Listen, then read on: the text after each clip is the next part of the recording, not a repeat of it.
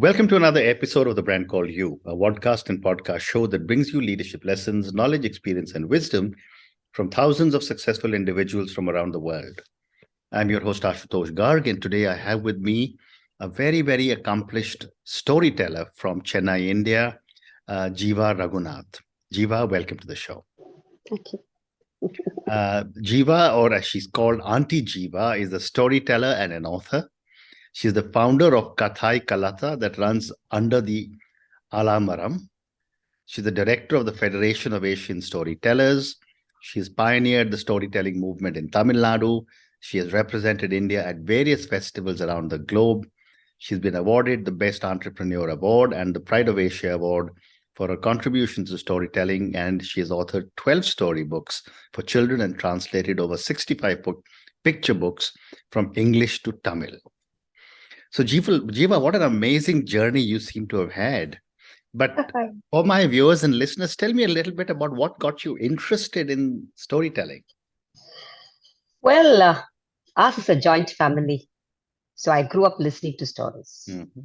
Stories were a part of my everyday life. Mm-hmm. It was not during bedtime. It was more during meal time. Mm-hmm. So my grandmother would take a big cauldron, add the rice, the sambar, the curry, mix it all up, and have all her grandchildren sitting around. And she'll start telling stories. And we would, put our hands, and she would put it in the palm, and we start eating. And we were totally transported into storytelling. And, finally the cook had to say, Amma, no more food, stop the story.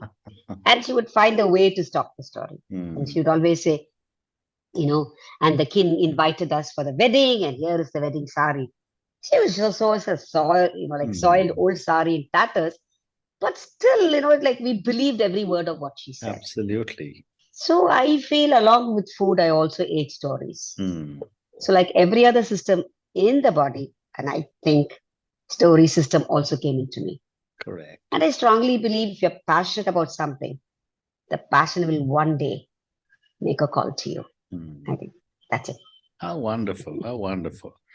So, when I was reading about you, you also say you smell, taste, feel, see, and hear stories. Tell me a little more and give me an example. See, why I say that is because the five senses are aroused when you tell a story or read a story or listen to a story. So unless you smell, you can't emit the smell to the listener. If you can't taste, they can't feel the taste. If you can't feel, they can't feel. So, and if you can't hear, you can't hear. So that's why I feel that the five senses have to come into play. A simple example, when I say that, when I talk about a garden, I just don't say, there was a lovely garden. No, I talk about the roses. The smell, the fragrance fill the air. And when I do that, people in the audience, if they're going to be kids or anybody, you can see them all sniffing. Yes. And, children being very spontaneous will sometimes say, I can smell it, Auntie. It's so good. You can actually smell the coom nearby, but then they don't care because that's what they believe that they can smell. Correct. So if I want to do a bird, like a little, I want them to see the coil there. Or if there's a bee, I want them to see the bee. I want them to follow the bee, like how it goes, zigzag. If it's a butterfly, it goes like, so I want them to follow it. So unless you do all these things, unless you arouse everything into your storytelling, it's not complete. Amazing. That's the reason I always say that. Amazing. What a powerful way to tell your story. Thank you. And I'm a published author of 8 books. I've just sent my 9th one. And wow. I've actually said exactly what you said when I was growing up. It was always my grandmother or my mother telling me stories of the Ramayana and the Mahabharata at dinner time. So wonderful. So let me ask you another question, Jeeva, now. Let's talk about storytelling. What makes a good story? Anything that touches your heart. Because stories are from heart to heart. They're not head to head. They're not your math or the science. Because stories have souls. That's why they've lived so long. Aesop is more than 2,000 years old, but the stories still live on. Which means they have life, they have soul. So I think That's what it is. It will speak to you. The story speak to you and say that, come on, pass it on. So I think that's what, like, that's what stories are. That's how I feel about stories. Yeah. No, you're right. You're so right. It touches the heart. Yeah. You're so right. And what would you say goes into crafting a good story? See, I personally, and I can't say for everybody, I personally feel that each of us have a strength. And I feel if you catch your strength, capitalize on your strength, and you craft it around, it is easier. Because when you have a strength, is when you're at ease, comfortable. When you're comfortable is when you're most efficient. If you're efficient, your work will be good. Simple. Why do I want to try? People always call me a funny storyteller or a humor storyteller, children's storyteller, all of these. But it calls for something. It requires something to be called so and so, so and so. Why don't I do emotional stories? Because I'll get emotional. I'm a very emotional person. So, and that is not really doable for me on stage, sitting and crying. So it's not wrong, but I'll stop. I'll choke. For me, fun stories are fun. Correct. I like to do that. And it comes naturally is what people tell me. It's not that I want to be funny, but I want to have humor. There's a difference between being funny and being humorous. Correct. And that's what it just comes to me naturally. I don't know why. Probably my grandmother and mother were like that. So well said. Probably that kind of instilled the humor in me. And as a person also, I like to always look at the fun side of it. Even if somebody's scolding me, I look at them as a cartoon and I say, wow, look at this, look at the face going this way, that way. So on the other, instead of getting anger, when they scold me, I only feel like laughing, which is not the right thing to do, but then it helps. Yeah, well said. Yeah. And can the art of storytelling be taught to people? Or is it something that you have an innate timing of being able to relate a story? See, the thing is, we are all natural storytellers. We have it in us. But when we call it professional, people forget the natural elements they have already. They try to act professional. I'm saying, no, it's not different. It's the same. It's the same. So that's the difference. See, to me, it's only an acquired skill for me. I've never been trained by anybody, though I have been polished and mentored by many of the seniors who have given me, not only seniors, juniors, my contemporary, young storytellers, all have taught me a lot. So it's just, end of the day, how you shape yourself, how you take opinions, how you are open to suggestions and learning is finally what happens. But if you ask me, can I sit and teach? I'm not very sure. Unless you have the aptitude for it, I think it's difficult. It's true of any art form. Correct. Because I know a lot of parents who would say that, I couldn't dance. I want my child to dance, but he doesn't like. Obviously, because he doesn't have it in him or her. So it's just like that. So it's hard to say. It's not that you can't be taught. You can be taught, but when you're being taught, what happens is it tends to be a little structured at the beginning.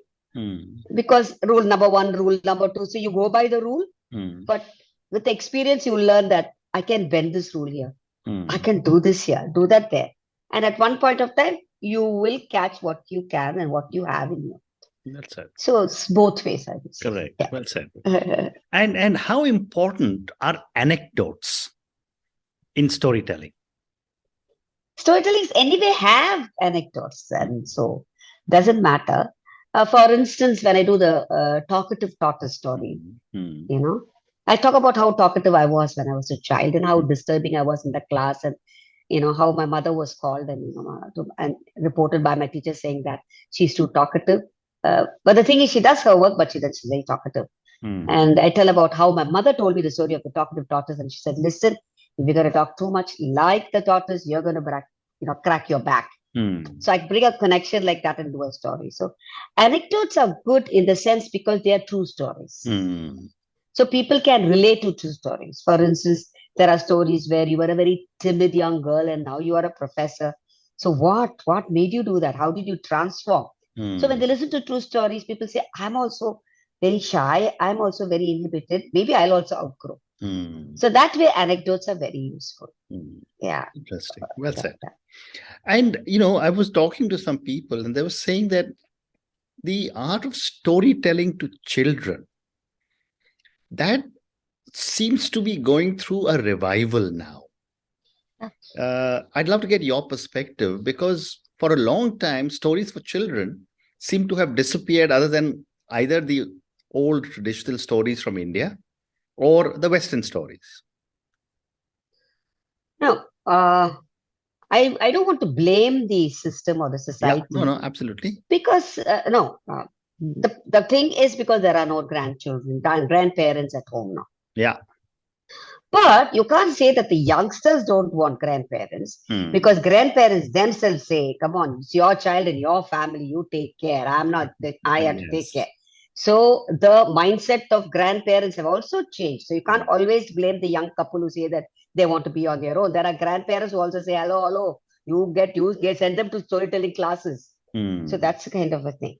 So over the years, because of the nuclear families instead of joint families, have lost this in the bargain. They've lost it. But then, so because when I became a storyteller, by the way, this is my 25th year as a storyteller.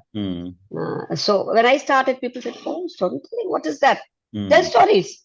Oh, so big deal. What's so great about telling a story? I said, okay, come on, you tell a story. No, it's not like that. There you go. And I say, see, you're paying me to tell stories when you can tell it at home. See, they don't realize it. So that's what got lost. And what happened, unfortunately, is that when storytelling became big in the West, the schools, the educational system in Asia said it is important and started doing stuff, which anyway we had. Yeah, we've had it all along. We were the pre-runners of storytelling. We were the ancient people of storytelling. It went from here east to west. But the packaging always helps, no? Nobody wants to buy a Bata. They would go for a Nike. Same thing. It is just the branding. Yeah. Brand called you. So it's like just the branding. You see? So when it came from there, people said, oh, the importance of storytelling, blah, blah, blah, blah, blah. And then they started looking at the Western tales or the fairy tales, Goldilocks and Red Riding Hood, as against the Panchatantra or the Hitopadesha or all of those stories. Plenty of folk tales that we have. So that's what happened. So that is the reason it kind of dwindled for children. But like I said, when I started in 25 years ago, there was hardly anybody. Now there are innumerable storytellers, which is very good. The tribe has grown. But of course, people like me, I'm like, I don't know about others. I have taken a backseat because it's time that you let the younger generation take over, because they're full of ideas. They're so good with the media. There's a lot more they can accomplish than you. You've set the, the motion. You've set it. That's enough. Let them do it. Absolutely. You have a wonderful tribe that's taking it forward. Go ahead, do it. You don't want to be always holding the places. They come to you for help and you help them. If they want to take it, they take it. If they want to leave it, they leave it. Because not that you're always right and you're the authority. Nothing like that. The experience has taught me, and see, I've gone to about 27 countries. So what I've learned from countries outside, from the people, from the storytellers, is something I can share, which you may not find on a book or on the internet.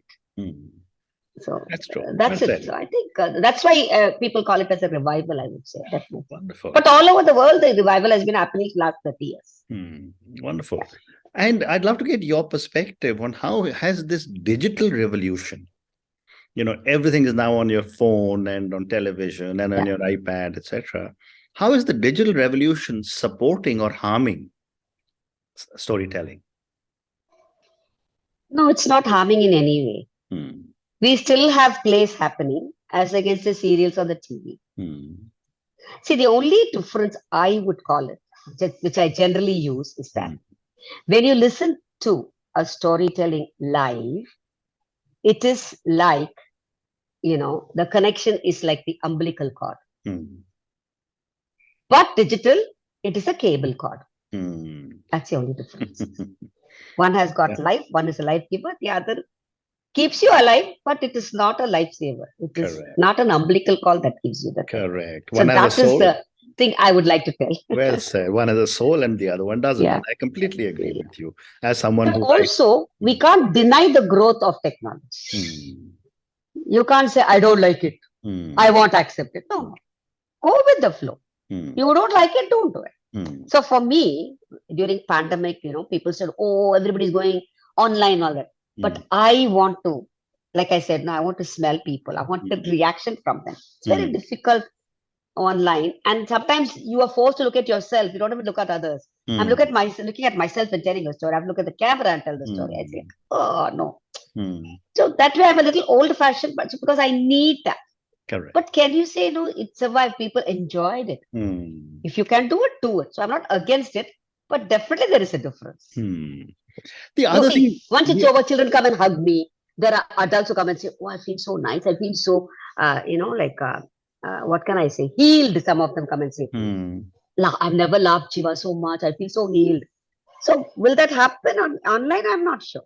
I'm not sure. Yeah. Maybe that, you can't touch that person. All said and done. You want to hug, you can't hug the person. Absolutely. I agree with you. I agree.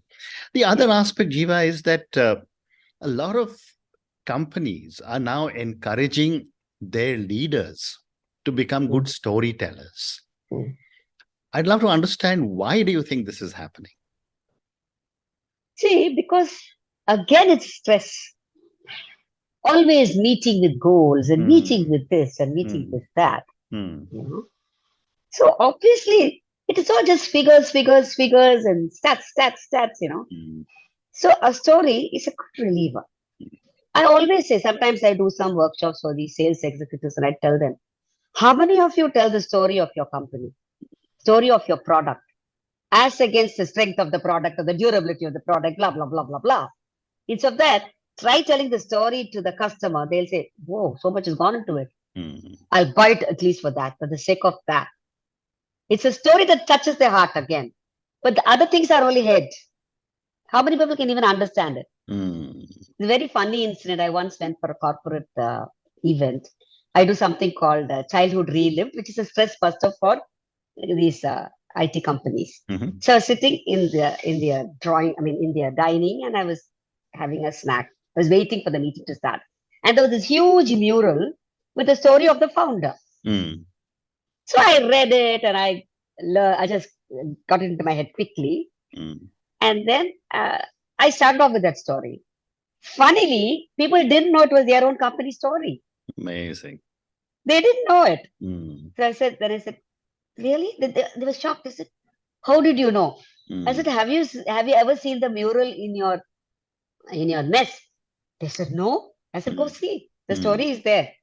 I didn't know until I came here. I sat here and I read it and I'm giving it to you. So they were like, oh, we never realized it. So they were fascinated by it. So obviously, and also storytelling is a very, it's a bonding tool. It makes you feel that you know them for years. And what happens is you start developing a trust. That's where the leaders talk, oh, this person is easy to communicate with this person. Just like do. I say, what happened? Same thing happened to me when I know that. But I was a trainee like you. You tell that story, it's oh, he has also gone through the same thing. So that is the power of storytelling. Absolutely. Stories are so powerful, and stories can answer any issue. That is the power of story. With storytelling, you can do anything. Correct. You can solve anything and everything. Well said. So I think. Well said. Great response. Thank you. Jeeva, you also host or organize an international storytelling festival.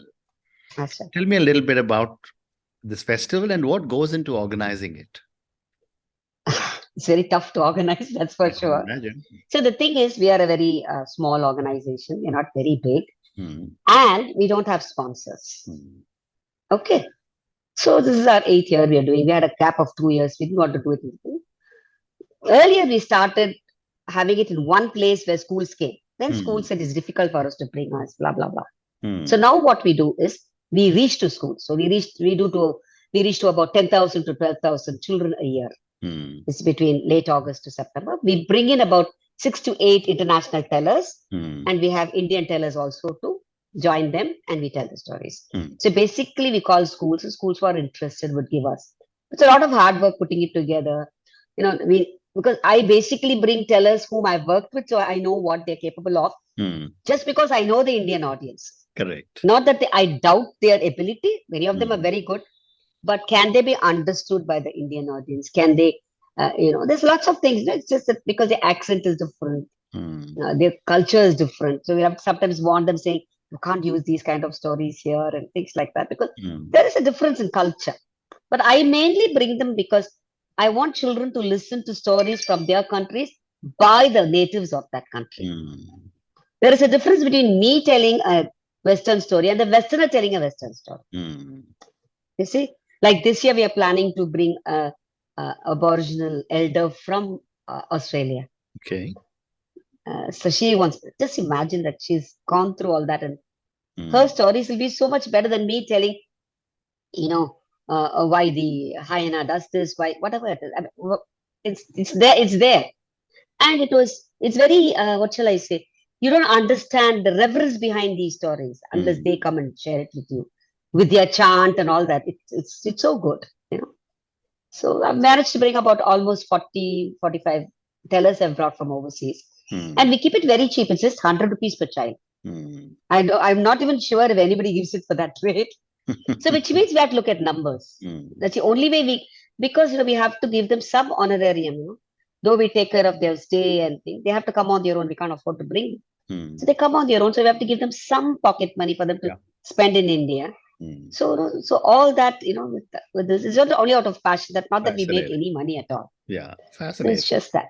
Let me now move and we call it under the Alamaram because we feel Alamaram is banyan tree. So we feel that storytelling started under the banyan tree. Amazing. Let me now move to your books. Tell me a little bit about your books and what made you focus on stories for children. Frankly speaking, I'm not an author at all. I'm not a writer at all. But I think very creatively. I write very creatively. So what happened was, like I said, 25 years ago, I first became a translator, then an author. So it was Kathy's book, Priya's Day, and Radhika Menon, who runs Tulika. She's my classmate. We grew up together. So I had an opportunity. So from teaching, I went to marketing. Don't ask me why. That's another story for another day. So she said, translate. I said, translate. My Tamil is not very strong. She said, no, I just translated colloquially. I did it. When I read it now, I know how badly I've done it. But it just started with that. And that book launch is what made me a professional storyteller. People walked up to me and said, wow, beautiful story. You were such a good storyteller. I said, what on earth is a storyteller? And then they said, quiet, just smile and say thank you. And the next day, half a page write-up. I said, hey, that's good. Been a teacher for 20 years, not a line of appreciation. You tell story and then you're on paper, That's what arts are for anyway. So it started like that. And Radhika kept saying, come on, I'm sure you can write. She said, you've written so much. Because she knows me from school days. Like I used to do my script for stories. I do plays in school and stuff like that. So my father always used to tell me something about helping others. He would say, if you feel you want to help somebody, help, but don't expect anything in return. So that always stayed in my head, still stays in my head. So based on that, I did my first story, Malli, where this girl apparently is a very helpful child. And her uncle's family is coming down and she has only 1 rupee. She doesn't know what to give them. So she gets gifts from everybody whom she has helped. So she collects mangoes, she collects flowers, she gets sweetened milk. She collects everything. End of the day, she has a basket full of goodies. So she gets it whenever she needs it. What goes around comes around. So that was it.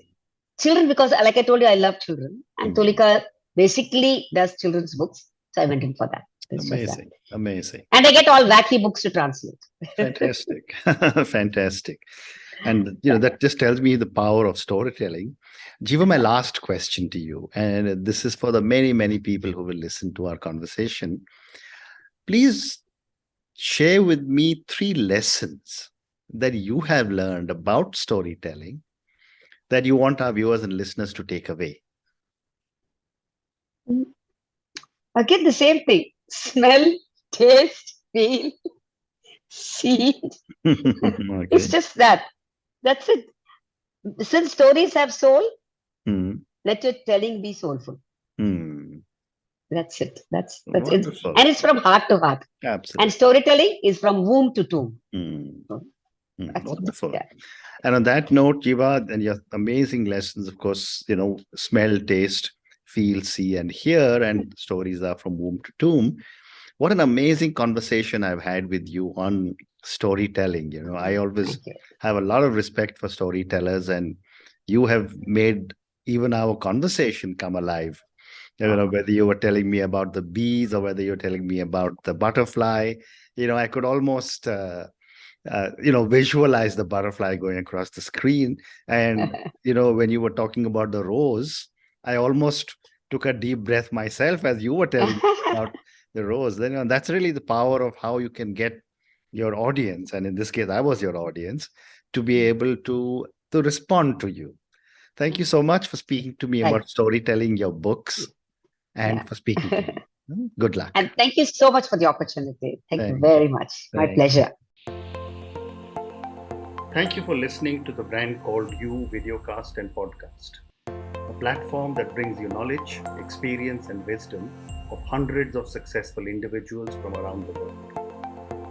Do visit our website www.tbcy.in to watch and listen to the stories of many more individuals. You can also follow us on YouTube, Facebook, Instagram, and Twitter. Just search for the Brand Called You.